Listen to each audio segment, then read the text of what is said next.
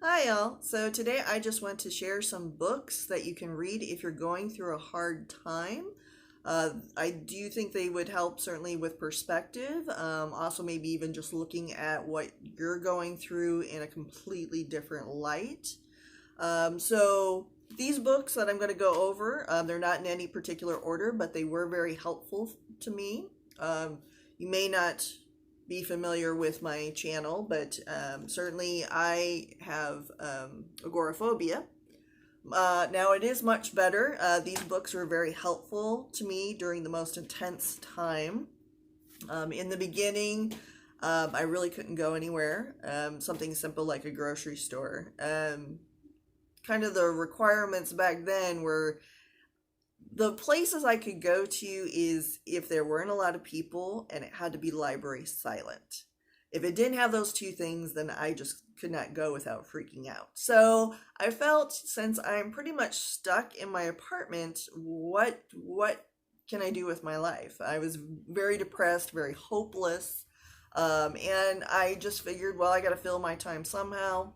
I'm just gonna read then. So these books were very helpful to me, and they may be helpful to you as well.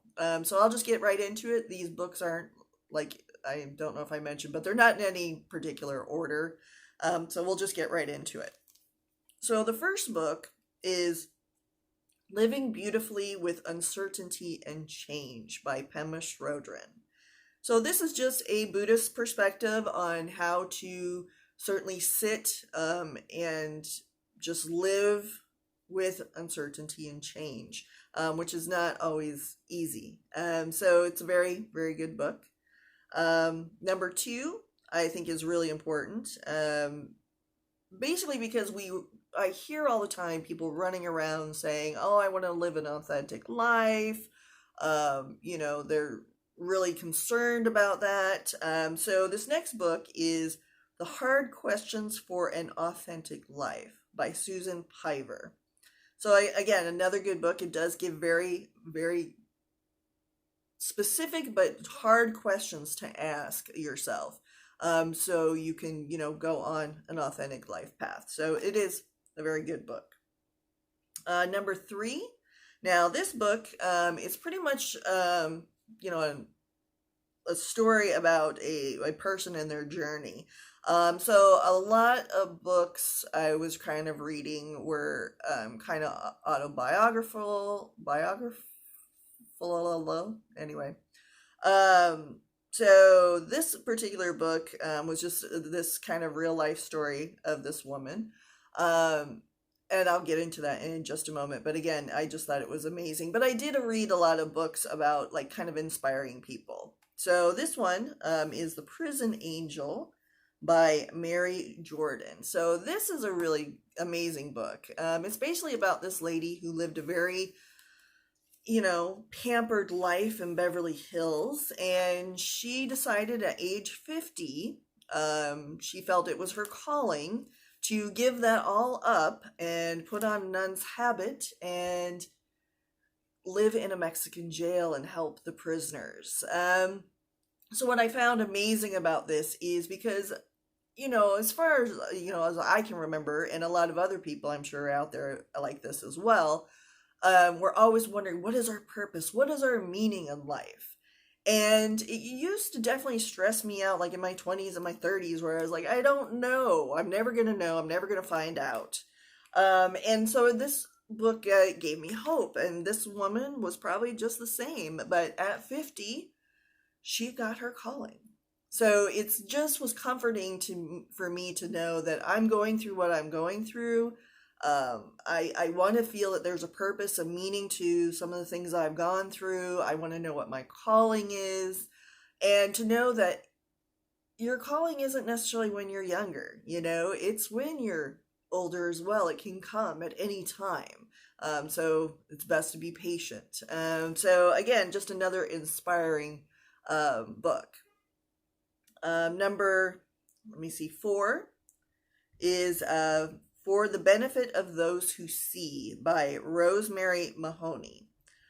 So this one was just a really good book about a woman who starts a visually impaired school in Tibet. But what's great about this book is it really, really explains um, how people that are visually impaired get through life. And it really made me, with my agoraphobia, we're reading this and learning that, there's this, how they go through life is, they deal with what they have, but they have their own kind of quirks and all kinds of things, no different than anybody else. So it kind of made me realize that, you know, I may not be able to do some things, but I got to do the best I can with what I have. And that's exactly what they do as well. And again, it's to explain for people that see what it's like to not be able to. So again, a very good book, kind of put a different perspective. It made me realize that, again, I may be limited by this agoraphobia, but ultimately I can still live a wonderful life. I just have to work with what I have. And it may be like this forever, and it may not. I don't know yet.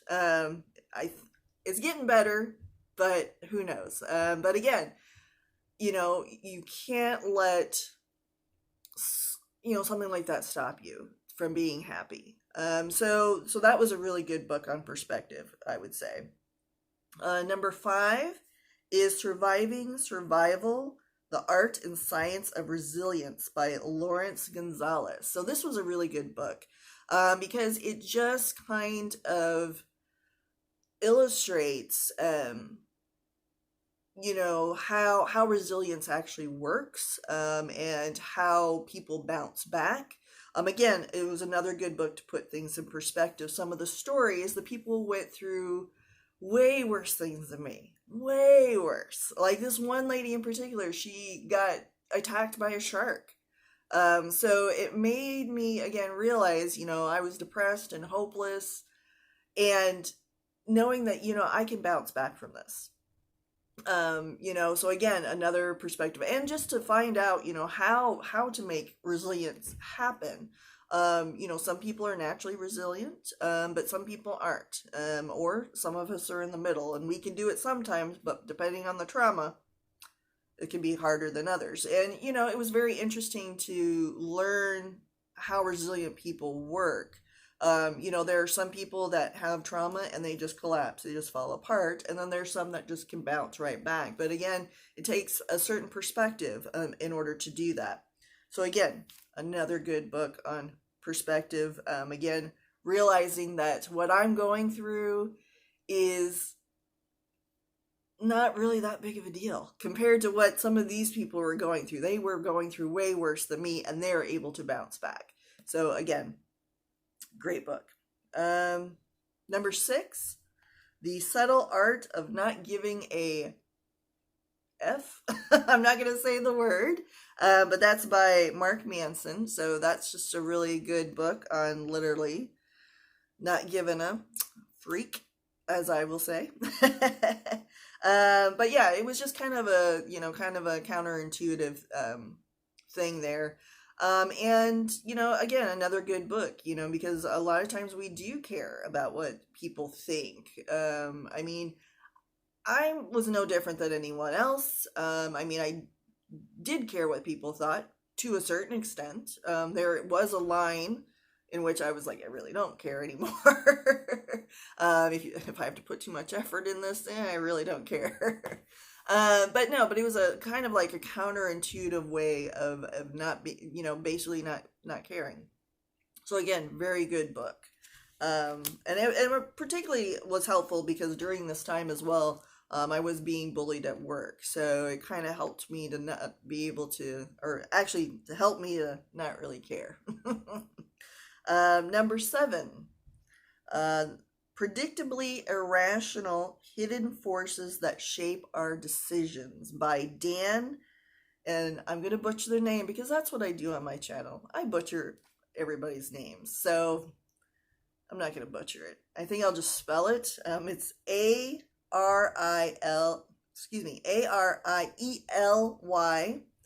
Not only butchering, I can't spell either. But I guess it's Arley? maybe. But again, the book is called Predictably Irrational Hidden Forces That Shape Our Decisions. So I thought that was another really good book, just because it shows, particularly when we think we are using rational thought to make decisions, and that a lot of times we don't. It's either emotional, or it's value based. So again, it was just a kind of really good book, and it was helpful to me too, especially when, going through, this agoraphobia. I mean, that's very irrational. A lot of irrational thoughts, feelings. And it was good to see that all of us have these irrational thoughts or irrational things that we think are actually rational and they're not.